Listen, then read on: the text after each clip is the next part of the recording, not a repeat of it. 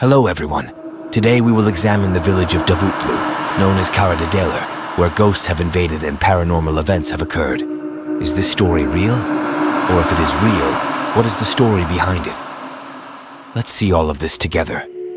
Before we move on to the video, don't forget to subscribe to my channel and like the video.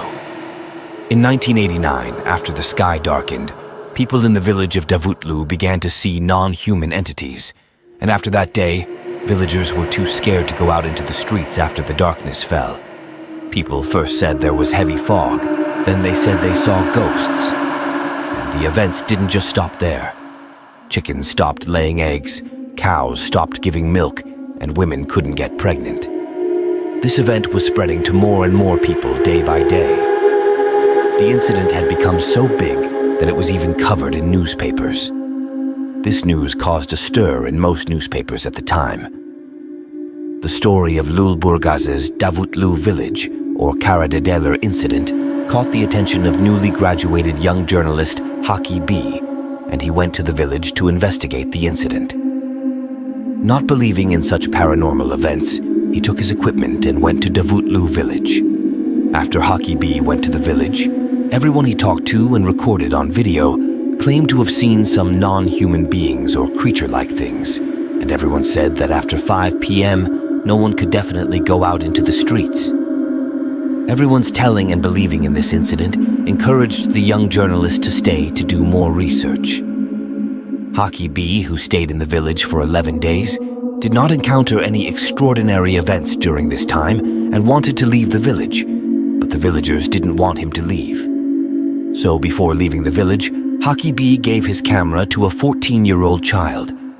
He told the child not to give it to anyone and that if he encountered an extraordinary event, he should record it and that he would come back to watch these videos a week later.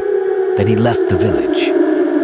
3 days after leaving the village, at midnight, 4 plainclothes gendarmes took him from his house in Istanbul, along with the tapes he had shot in the village, and brought him to the gendarmerie station, where he was questioned by the senior captain of the gendarmerie in the region. After hearing why Haki B was being interrogated, he was shocked because in the village, in 3 houses, and in the child, he left the video camera with a total of 7 villagers had lost their lives, partly torn apart, and in one of the houses, the name of the journalist was written in blood on the wall in the Arabic alphabet. The incident was reported as a mental breakdown in order not to cause fear and panic among the public, and the bodies were buried in the village cemetery with great secrecy, with only the participation of the villagers and the gendarmerie. As time passed, the villagers became even more afraid of jinns and couldn't sleep peacefully at night. Most of the villagers left the village after this situation. After being questioned and released, all the clothes, boots, bag, and notebook of the journalist were found abandoned in the forest of the village on Tuesday, February 3rd, 1989, and from that day on, nothing was heard from journalist Haki B. The captain who interrogated him retired a year after the incidents in 1990 due to a psychological illness and settled in Istanbul. He started receiving treatment afterwards. In 2006, at the age of only 59, he ended his life by shooting himself in the head with his own gun as a result of a depression he entered after his father's death. When his daughter opened his private safe after her father's death, she found 3 large envelopes in it. There were black and white photographs in one of the envelopes, a notebook belonging to the journalist in the other 2 envelopes, newspaper pages from 1989, and 3 videotapes. The only thing written on the tapes was Kara Incident 1989. The first video recordings contained interviews conducted by the journalist with the villagers. The second one contained the interrogation of the journalist. And the third and last video recording consisted of videos taken by the village child. The captain's daughter began to watch the last video, but she couldn't continue due to fear after the first 10 minutes. In March 2009, the captain's daughter fell into financial difficulties and had to sell the tapes, which she had never mentioned to anyone before, and the film Kara Incident was released. According to claims, this film was a compiled version of the tapes I mentioned just now. So, What's really going on here, friends? According to some people who claim to live in Davutlu village, the gendarmerie commander allowed smuggling through the village.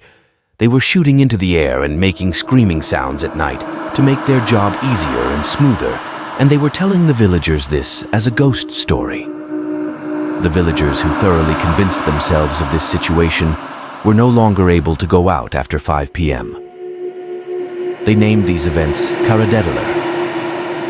One evening, while the gendarmerie commander was doing his smuggling job, Erdens, the 14-year-old to whom Huckabee gave the camera, recorded this incident, then went home after taking a short recording. The gendarmerie commander noticed this. Planning to only get rid of the child, who was only aiming to get rid of the child, the gendarmerie commander prepared a plan to eliminate the family, thinking that his family had learned about the situation, and he killed the entire family. The incident of the family losing their lives was referred to as ghosts invading the house. The villagers believed in this incident without questioning it.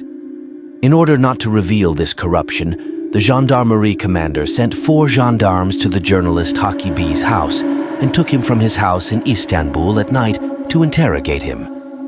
During the interrogation, they realized that the journalist was not aware of the events, but because they were afraid that he would pursue all these events, they got rid of the journalist Huckabee and threw his clothes into the forest of the village. Thus, without questioning, everyone believed in this. And years later, the gendarmerie commander fell into a depression because of what he had done. Despite receiving psychological support, he ended his life by shooting himself in the head with his own gun. So, my friends, there are 2 extraordinary events here. So which one actually happened? Or are these 2 events just a rumor? According to what the village headman says, such an incident never happened.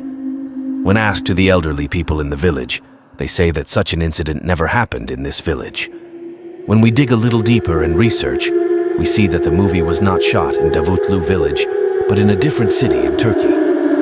Many of the people mentioned in the tapes had acted in a different Turkish movie. Look, there are many comments about this. Some people say that such an event happened and ghosts are real. Another group thinks that such an incident is completely fabricated and believing in it is crazy. What do you think? Did such an event happen or did it never happen? Let us know your opinions in the comments section.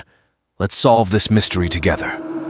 Also, if you have any other paranormal events you want me to research, you can specify them in the comments. That's all from me for today. If you liked my video, you can support me by pressing the like button below and subscribing to my channel. Take care of yourselves. Goodbye.